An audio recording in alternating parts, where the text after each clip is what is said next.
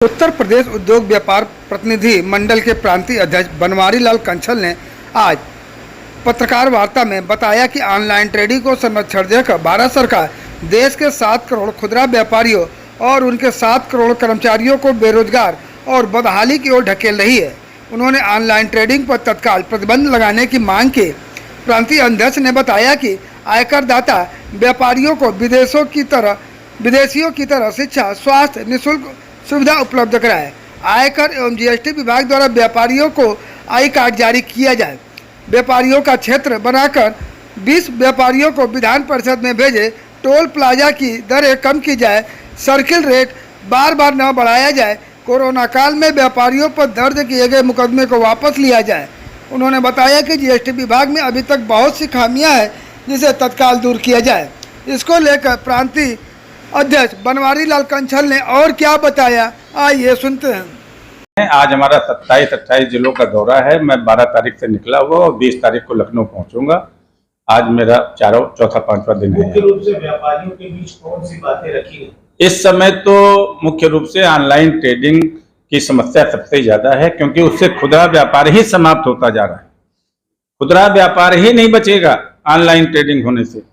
देखिए, उसका कारण ये है, वो बड़े बड़े कारपोरेट घराने अरबों रुपए में माल खरीदते हैं एक बार में, और गाजीपुर में आज किसी व्यापारी की हिम्मत 10-20 लाख, 50 लाख, 100 लाख से ज्यादा सामान खरीदने की औकात नहीं है किसी व्यापारी की। लखनऊ में भी किसी की औकात नहीं है।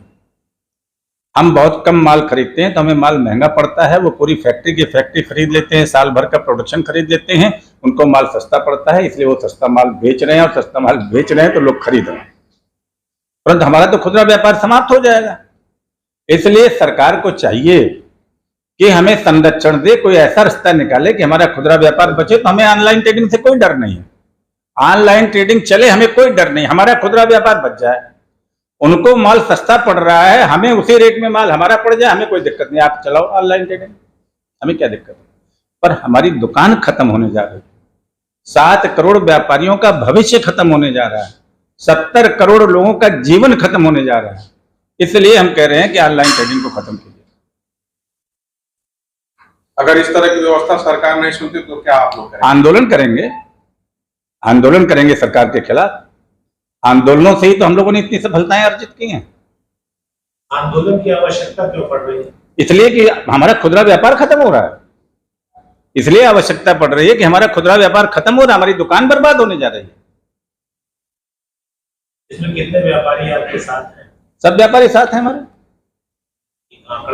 सब व्यापारी साथ है। हिंदुस्तान का 7 करोड़ व्यापारी हमारे साथ है। उत्तर प्रदेश में 3 करोड़ व्यापारी है, वो हमारे साथ। ट्रांसपोर्ट की समस्या भी आप बता रहे हैं? नहीं, मैं ट्रांसपोर्ट के इस समय मैं ऑनलाइन और जीएसटी के अलावा और किसी बात पे विचार। हाँ, वो तो मैंने कहा ना, वो तो जीएसटी में कई कुछ खामियां, बहुत सी खामियां, पर मैंने एक खामी केवल बताई। एक खामी तो अभी हमने दूर करवा दी।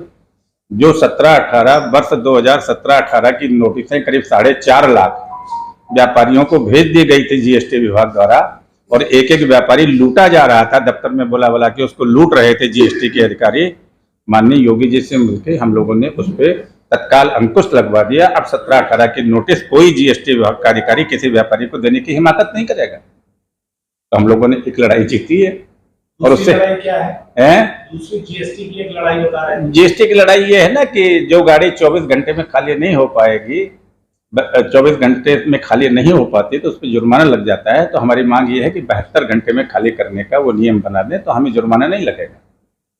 हम गाड़ी तो 24 घंटे में खाली करा लेंगे, कोई 48 घंटे में खाली करा लेगा, कोई 30 घंटे में खाली करा लेगा। हम 72 घंटे गाड़ी को नहीं रोकेंगे, नहीं तो हमें बहुत ज्यादा किराया देना पड़ जाएगा। पर हमें जुर्माना न लगे, सिर्फ ये कर दीजिए आप गाड़ी को जल्दी से जल्दी खाली करा देंगे। आश्वासन मिला है? अभी हमने ज्ञापन दिया। अभी माननीय सीतारमण जी से मिलने जाएंगे, लोकसभा खुलेगी, हम जाकर मिलेंगे उनसे, वहीं सेंट्रल हॉल में मिल लेंगे उनसे समय ले लेंगे। समय लेके फिर उनसे मिलेंगे, बात करेंगे, तो बातों का हल होगा। 7 महीने में आगामी लोकसभा चुनाव की कोई बात नहीं, चुनाव की कोई बात नहीं। इस समय केवल 2 विषय, तीसरा कोई विषय नहीं, चुनाव की कोई बात नहीं। भाजपा जो है, कहा जाता है व्यापारियों की पार्टी है, तो 7 महीने बाद चुनाव, अगर मांगे पूरी नहीं की गई, आप सीतारमण जी से मिलने जा रहे हैं, इससे पहले भी कई लोगों से मुलाकात कर चुके हैं, आश्वासन मिल चुका है, उसके बाद भी आप मिलने जा रहे हैं।